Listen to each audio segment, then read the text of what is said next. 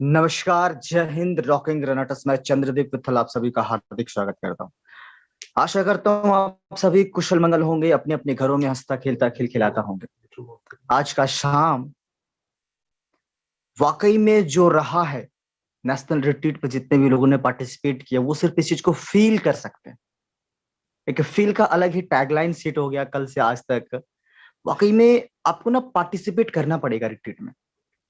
अभी जो वक्त हो चला है कि कुछ कम समय में आप लोगों को कुछ वैल्यूबल चीजें मिल सके, सो मैं कुछ पॉइंट को आपके ऊपर डिस्कशन करना चाहता हूँ। इसको ना बड़ा ध्यान से सुनना है। मैं आपको ना ह्यूमन पोटेंशियल के बारे में बताना चाहता हूँ। मैंने जब रेंटस वेलनेस से स्टार्ट किया था तो लगभग 24 वर्ष मेरी उम्र थी उस समय।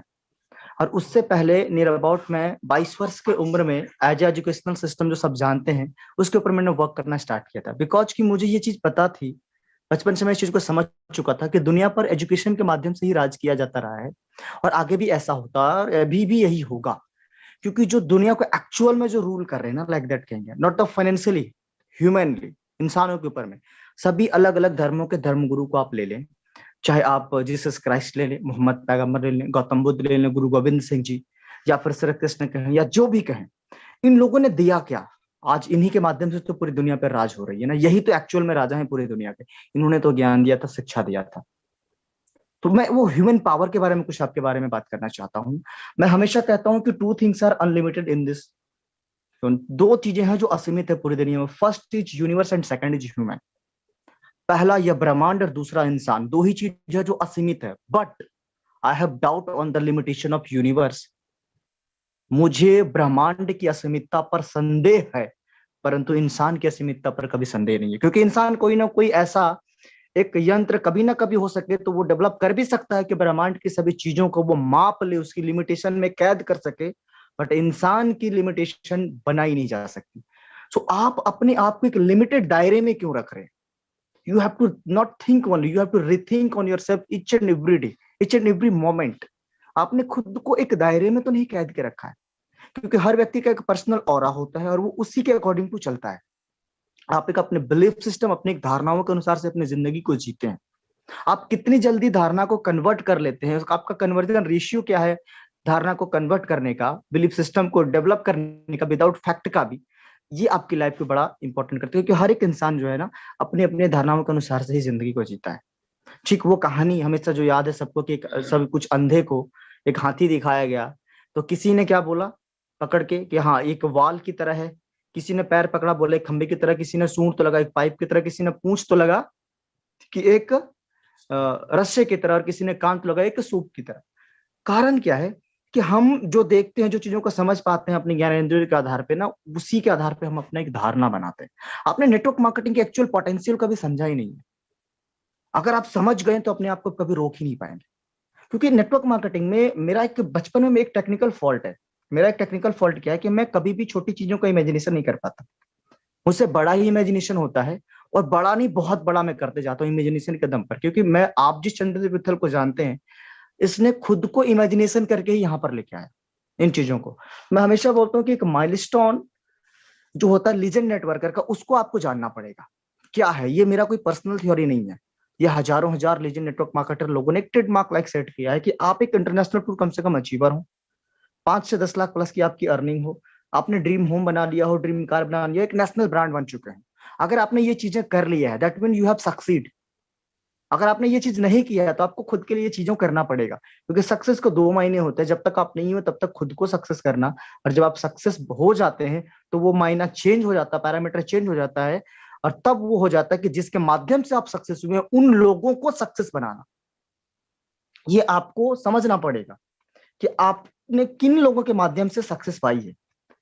बड़े बड़े लोगों ने गलतियां क्या करी है कि जिसके वजह से वो सक्सेस हुए, जिस काम को करके वो सक्सेस हुए, जिन लोगों के माध्यम से सक्सेस हुए, सक्सेस पाने के बाद में वो वही काम करना छोड़ देता है, उन्हीं लोगों का साथ छोड़ देता है, जिसके बाद वो step by step down grading होना शुरू होता है। उसका रैंक, उनका रेस्पेक्ट, उसका रिकॉग्निशन वो रहता है, बट एक्चुअल में जो ग्रोथ होना चाहिए वो धीरे धीरे डाउन होने लगता है, धीरे धीरे डाउन होने लगता है। मैं एक कहानी सुनाना चाहता हूँ, बहुत important. You are in the Renetus wellness family. आप ना कोई एक ऐसी छोटी मोटी ऑर्गेनाइजेशन में नहीं हो। आप एक रेनेटस वेलनेस में हो जो एक लेजेंड क्रिएटर है, मैं मानता हूं हमेशा से। आप में और बाकी के ऑर्गेनाइजेशन में क्या फर्क है, मैं चीजों को बताता हूँ। I am not here in competition, मैं किसी भी व्यक्ति को compete नहीं करवा रहा हूँ किसी ऑर्गेनाइजेशन के साथ में, क्योंकि we are the creator, we are not the competitor. हम क्रिएट करते हैं, बाकी लोग हमसे फॉलो करते हैं, ये सारी चीजें। एक बार ना एक मेंढक था, वो कुएं का मेंढक था। वो सुन रखा था, उसने देखा तो कभी नहीं था कि समंदर का राजा शार्क होता है। समंदर का राजा शार्क होता है। उसने एक दिन अपने आप को चैलेंज दे दिया कि जिस दिन ये शार्क मुझसे मिल जाएगा ना, उसको दिखा दूंगा कि वो एक्चुअल में शार्क के लायक नहीं है, वो किंग के लायक नहीं है, किंग तो मुझे होना चाहिए। उस मेंढक ने पूरा डोले शोले बनाना शुरू किया, पूरा बॉडी वॉडी बनाना शुरू किया, और वो एक दिन इत्तेफाक से, संजोग से एक पार्टी में शार्क से मिल गया। अब जब शार्क की एंट्री हो रही है, किंग एंट्री हो रहा है, तो डेफिनेटली सबका तो उसकी तरफ ध्यान जाएगा। लोग बोल रहे हैं द किंग, वो आ रहा है, आ रहा है। अब जब नाइट में रम की पार्टी हुई, तो एक अपना ग्लास लेकर के वो मेंढक साहब गए, पूरा फुल होकर के अपना एनर्जी के साथ में शार्क को जाकर सीधा चैलेंज किया, you are the king of sea. मैं नहीं मानता, तू कौन है, आखिर है कौन? शार्क है तो कैसे हो जाएगा राजा? तेरे समंदर में मेरे कुएं से ज्यादा बड़ा पानी है क्या? उसने एक छलांग ले खाया, पूरा बाजू ऐसे समेटी, उठक बैठक किया, एक छोटा सा छलांग लगाया 1 मीटर का। शार्क को दिखा रहे कि इससे बड़ा तेरा समंदर है क्या? शार्क हंस रहा है।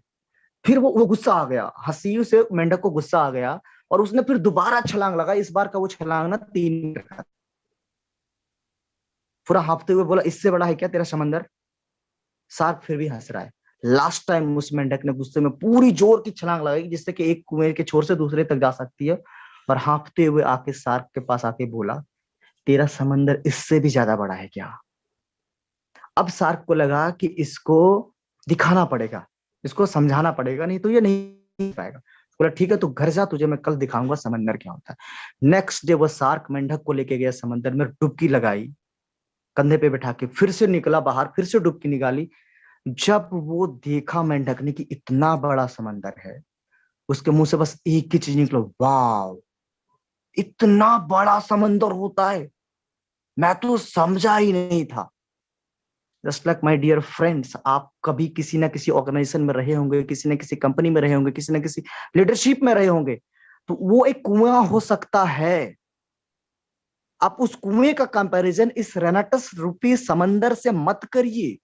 रेनाटस एक समंदर है, इतना बड़ा है कि आप इसको कभी सोच भी नहीं सकते। 3 साल में इसने इस चीज को जस्टिफाई कर दिया, नॉट प्रूफ, इसने जस्टिफाई कर दिया।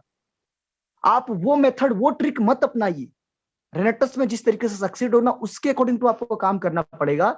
समंदर में आपको राज करना है तो शार्क बनना पड़ेगा डेफिनेटली। अगर आपको किंग बनना है या कुछ भी करना है तो क्या है, आपको लीजेंड बनना है। मैं हमेशा एक वर्ड बोलता हूँ, लीजेंड से। अगर आपको समंदर में लोगों ने फेंक दिया तो क्या बनोगे? बी द शार्क ऑफ सी, राजा बनिए डेफिनेटली। तो रेनेटस वेलनेस में अगर आप आ चुके हो ना, तो ये ऑलरेडी एक समंदर है। बन executive, senior executive, regional, elite. अरे असली तो तब है जब हम किंग का ड्रीम देखेंगे। असली तो तब है जब आप एमराल्ड लेवल को अचीव करेंगे। असली तो तब है जब आप फाउंडर को अचीव करेंगे। असली तो तब है जब आप डायमंड को अचीव करेंगे। आप बस पड़े हुए हैं छोटी जगह पे। अगर आप इसी छोटी जगह पे आप पड़े रहेंगे तो कभी भी आप आगे ग्रो नहीं कर पाएंगे। हर व्यक्ति, एक चीज होता है, हर व्यक्ति का एक पर्सनल ईगो होता है, डेफिनेटली इस चीज को आप हमेशा मानिएगा। आप कब ग्रूम नहीं कर पाते हो? क्योंकि जगह अगर आपको बुरा नहीं लगेगा, तो मैं एक बात बताता हूँ, ध्यान रखिएगा, आपका घमंड जितना बड़ा होगा ना, आपकी सफलता उतनी छोटी, जितना बड़ा होगा आपकी सफलता उतनी छोटी होगी। और इसको ना आप दोहराइएगा कानों में कह करके एक दूसरे से। एक छोटी सी कहानी के साथ में मैं माइक दूंगा मेरे सिकेश सर को, उसको सुनिए। ये मेरी खुद की लिखी जा रही किताब की है। आप सभी जानते हैं कि मैं 5 किताबों के ऊपर काम कर रहा हूँ। पहला नेटवर्क पाज है, दूसरा life is a moment which will be past, जीवन एक क्षण है जो बीत जाएगा, तीसरा कहानीकार, चौथा है डू और डाई डोंट आस्क व्हाई, और पांचवा जो है आपका जो लाइफ बिल्डअप के ऊपर में, बिल्ड योर लाइफ। सो एक स्टोरी उसमें से है कहानीकार का, कि एक माली है, वो एक बागवानी करता है। वो बागवानी करता है, उसमें से क्या है ना, एक फूल के बीज को वो बोता है, और उसको बड़ा मोहब्बत से और मेहनत से वो सींचता है। बड़ा मेहनत और मोहब्बत से सींचता है, और उससे इतना लगाव हो जाता है कि फीलिंग्स के कारण समझे, वो फूल बहुत ही खूबसूरत बनता है। और वो इतना खूबसूरत वो फूल बन जाता है कि उसको उसने एक फ्रेम में लाइक रख दिया, और जो भी व्यक्ति उस बागवान में आता था खरीदने के लिए, वो बताते थे कि ये फूल जो देख रहे हैं ना, इसी तरह से होगा, वे उसी ये उसी को लेके जाइए आप। तो लोग ये लेके जाते थे, उस फूल हाथ में सेल्फी लेते थे, फोटो खींचते थे, ईच एंड एवरीथिंग करते थे, जैसे कि कोई लीडर होता है उसके साथ में लोग करते हैं। एक बार अचानक पता नहीं कहां से आया, क्योंकि घमंड के प्रवेश करने के 10 द्वार होते हैं, बाहर निकालने का तो एक ही द्वार होता है, प्रवेश करने के 10 द्वार होते हैं। कहां से किस दिशा से उसके पास आ गया पता नहीं। उसने एक दिन बोलते उस मालिक को कि आपका है क्या इस बाग में मेरे अलावा, मेरे कारण ही तो चलती है आपके बाग में, और तो दूसरे के कारण तो चलती नहीं। मेरे ही वजह से लोग मुझसे फोटो लेते हैं, मेरे वजह से ब्रांडिंग हो रही है आपकी इस बागवानी की, नहीं तो होता ही नहीं कभी। सो आपका है क्या? अब मजे की बात क्या है कि वो जो पौधे की जो नस्ल थी ना, वो गमले का था नहीं एक्चुअल में। वो गमले में एक सीमित समय तक रह सकता था, उसके बाद उसको एक पेड़ के रूप में लगाना पड़ता था, उस नस्ल की थी। तो वो जो माली था वो बस मुस्कुराया, और उसने क्या किया, पानी डालता रहा, खाद डालता रहा उस पौधे में, बस उसको गमले से बाहर ही नहीं निकाला। वो सोच रहा था कि मैं तो जीत गया ईगो में, बट उसने बाहर ही नहीं निकाला। जस्ट ऐसे ही डाउनलाइंस करते हैं, अपलाइन तो देख के हंस रहा होता है। जब आपकी जड़ें फैलने की बारी होती है, आपके ईगो होने की वजह से, वहां पर आपको ना वो सब कुछ कर रहा होता है, लेकिन आपको पता नहीं होता कि क्या एक्चुअल में करना है। ठीक उसके बाद में जब कुछ दिन बाद उसको एहसास हुआ कि मैं ग्रो नहीं कर पा रहा हूं, तो उसने माफी मांगा, माली से माफी मांग लिया। माली ने माफ कर दिया, उसको बो दिया एक जगह पे, एक नदी के किनारे, बड़ा खूबसूरत बड़ा सा पेड़ बन गया। बट इस चीज को याद रखिएगा, आदतें रह जाती है, हैबिट जो होती है ना, वो रह जाती है कुछ कुछ हमेशा के लिए। तो उसकी एक आदत ही थी लोगों को जाने अनजाने में ठेस पहुंचाना। एक दिन क्या हुआ, उस खूबसूरत फूल के पेड़ के नीचे जो पौधा था, पेड़ बन गया, उसके नीचे एक पत्थर पड़ा था। पत्थर बड़ा अच्छा लगता था वो फूल को देख के। उसने एक दिन बोला, बहन क्या किस्मत पाई हो तुमने, क्या खूबसूरती है तुम्हारी, इतनी खूबसूरती कि लोग तुम्हारी ओर खींचे चले आते, तुम्हारी सुगंध को देख के, तुम्हारी बनावट को देख के, तुम्हारी रंग रूप को देख के। फूल को आ गया घमंड फिर से दोबारा, वो पुरानी है, वो अकड़ के बोल, तुम्हें नहीं तो क्या, कुछ हो, फालतू खामखा मेरे से तुम तुलना करती हो। पत्थर ने तारीफ किया था, उसने उसको अपमान समझ लिया, और पत्थर चुपचाप एक ही चीज अपने इष्ट देव को याद है, उसके ऊपर भरोसा है। ये ऊपर वाला जो भी करता है ना, अच्छा ही करता है। आप ऊपर वाला समझते हो, खुदा समझे या कटिंग में समझे, जिसको भी आप समझे। उसी दिन एक घटना घटी, एक दो है, एक वट वृक्ष का पूजा करने के लिए लग रहे, एक जगह पे वो जाती पूजा करने, उनको पता चलता कि एक वहां पर कुछ एक देवस्थान है, वहां पर पूजा करने के लिए। सडनली वो उस पेड़ के नीचे आती है और देखती कि इस फूल को तोड़ करके मैं प्रभु के ऊपर अर्पित करूंगी। ना जाने क्या माया थी, पैर उसका फिसला, और वो पैर सीधा जो है उसी पत्थर पे पड़ा, और वो पत्थर उड़ता हुआ उसी फूल के पेड़ के जड़ के नीचे चला गया। और जो उसके हाथों में जो थाल थी, उसमें जो सिंदूर था, वो उड़ता हुआ कलाकारी करते, वो सारा का सारा सिंदूर उसी पत्थर के ऊपर आ गया। वो दुल्हन उठ के खड़ी हुई, उसने अपने आप को संभाला, देखा अरे प्रभु तो यही है, क्यों कहीं और जा रही हूँ। उसने उसको तोड़ा और उसी पत्थर पे चढ़ा दिया, और वहां से चली गई। पत्थर मन ही मन बोल रहा था कि बहन मैंने तो तुम्हारा अपमान नहीं किया, बट ये प्रभु की माया है। देखो अभी जो एक क्षण के लिए तुम कुछ और कर रही थी, और मैं अभी कहाँ हूं। अब जीवन भर तुम मेरे ऊपर अर्पित होती रहोगी, तुम अपने आप में कुंठित होगी, मन कभी भी नहीं रहेगा तुम्हें ठेस पहुंचाने। The moral of the story my dear, अगर आप में अहंकार है ना, तो पूरे जीवन भर आप अपने से कम काबिलियत इंसान को सलामी ठोकते रहेंगे। आप अपने ईगो को ना बस्ट करिए, अपने ईगो को खत्म करिए, अपने ईगो को मिटाइए, और जो भी गिले शिकवे हैं सबसे गले मिलिए और काम करना शुरुआत करिए। क्योंकि रेनेटस एक समंदर है, और आपको इस समंदर का राजा बनना है, शार्क बनना है, लिज बनना है।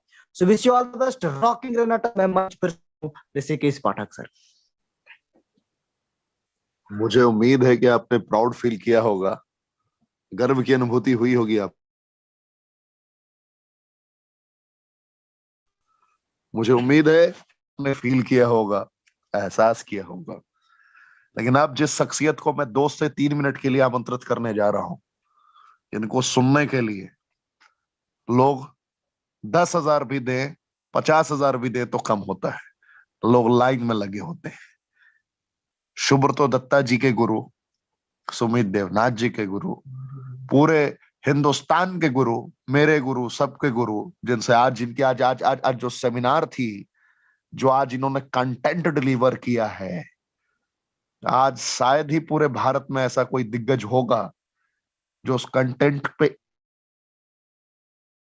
हो, तो कुछ भी फर्क बचेगा जीवन में। अविश्वसनीय, अकल्पनीय। मुझे उम्मीद है कि आप समझ गए होंगे कि मैं किसका नाम लेने जा रहा हूं। डॉक्टर डीपी आचार्य। डॉक्टर डीपी आचार्य, वो दिग्गज, जब आप इनकी आवाज को सुनेंगे तो आपको भी वो प्राउड फील होगा। एज 60 से ज्यादा, लेकिन कामयाबियां असीमित। उम्र को कभी अपने आड़े नहीं आने दिया इन्होंने, उम्र को कभी आड़े नहीं आने दिया, उम्र को सामने नहीं आने दिया। कल सौरभ गांगुली जी जब इनसे बात कर रहे थे, बांग्ला में बातें हो रही थी, इन्होंने भी बांग्ला में बोले, उन्होंने बांग्ला में बोला। क्या मोमेंट था। आप सभी के बीच में सभी के गुरु डीपी आचार्य सर को आमंत्रित करता हूं। Sir please. Renovians, rocking Renatas, आज का दिन मेरे लिए गोल्डन मोमेंट था। आज का वो जो 90 मिनट्स का प्लेटफॉर्म, जो प्यार मुझे मिला, मेरा 18 साल का नेटवर्किंग करियर का ये इतिहास में मैं बहुत प्लेजेंट मेमोरीज लेके ये हयात रेसिडेंसी से जाने वाला हूँ। जो सेमिनार आज मैंने दिया, अच्छा ग्रहण किया उन्होंने। हालांकि टाइम का बहुत गंभीर सब्जेक्ट था। मैं कोशिश करूंगा कि आगामी दिन आप लोगों को उसका निर्जाश शॉर्ट्स जो है वो सब आप लोगों को मिल जाएगा। तो दिन ब दिन मैं आप लोगों से यही वादा करूंगा कि बाकी जितना जिंदगी मेरा ऊपर वाले ने लिख रखा है, ये पूरा रेनेटस के लिए समर्पित है। सुब्रतो मेरा बेटा तो नहीं है, बायोलॉजिकल फादर तो नहीं हूं, पर वो मेरा बेटा है। तो उसके लिए मैं किस हद तक जा सकता हूं ये आप सोच भी नहीं सकते। तो हर एक रिट्रीट के लिए एक हर नया प्रोग्राम होगा। अगला रिट्रीट मुझे बताया गया है कि शायद जनवरी फरवरी में होने वाला है। उसके लिए ऑलरेडी प्रोग्राम रेडी है। कुछ होने वाला है, मैं ऐसा कुछ लग रहा है मेरे को। जब मैंने ये नेटवर्किंग का करियर शुरू किया, मैं बैंक में था, 32 साल मैंने नौकरी किया। वो चेयर का कीमत था बस, पर आज मुझे प्यार का कीमत मिला। सेमिनार से उतरने के बाद साधारण एक बैंक का आदमी, पैसा तो था, तेवर भी था। तेवर से क्या होता है? 60 साल के बाद बैंक से अगर नौकरी से निकल दिया जाता है तो मैं एक मामूली आदमी रिटायरमेंट जीवन कंप्लीट करता। पर आज जितना दिन तक रहूंगा, मैं इस कंपनी के साथ लगा रहूंगा, अखंड प्रहरी के साथ तरह आप लोगों के साथ हूं मैं। आप लोग काम करते रहिए। जिस तरीके का आपका लीडरशिप है, सुब्रतो दत्ता बोलिए, सुमित देवनाथ बोलिए, यहाँ पे ऋषिकेश पाठक आपके कमांडो ट्रेनर, ये कोई कंपनी में नहीं है भाई। ये कमांडो ट्रेनिंग आप मेरे को इंडिया के हद से बड़े कंपनी में दिखाइए। इस टाइप का चीज नहीं है भाई। ये नया कुछ रेनेटस ने दिया है। चंद्रदीप वित्तल, यंगेस्ट मल्टी मिलियनर, ये माइंड का एकदम सब कुछ, मतलब आपको मैं समझा नहीं सकता। ये आज मैं दिल्ली का हयात का गुड़गांव में मैं बैठा हुआ हूँ, इस साथ एक रूम में हम लोग बैठे हुए हैं, ये शेयरिंग चल रहा है। तो बहुत सारे लोग हैं। पंजाब तो हिला के रख दिया है, पूरा इंडिया में होने वाला है। अभी तो कुछ भी नहीं हुआ। सौरव गांगुली आए हुए हैं, ये 3-4 महीने का प्रयास से कुछ भी नहीं हुआ। ये तो सिर्फ ट्रेलर देखा आपने, असली पिक्चर बाकी है दोस्त। तो आइए कुछ बड़ा कुछ करके दिखाते हैं। नेटवर्क मार्केटिंग में कुछ हिस्ट्री बना के दिखाते, कुछ अलग रास्ते में जाते। देखिए, 2 रास्ता है आपके पास। एक रास्ता जो घिसा पिटा रास्ता में चलते रहिए, एक अनजाना रास्ता जहां पे 100 में से 5 आदमी भी नहीं जाएंगे, तो उस 5 आदमी में आपको है, फिर नेटवर्क इंडस्ट्री में हम लोग हिस्ट्री को रीराइट करेंगे, फिर से लिखेंगे इतिहास को। नमस्कार, जय हिंद, प्रणाम, ऑल द बेस्ट, स्वस्थ रहिए, सुखी रहिए और निडर होके काम करते रहिए।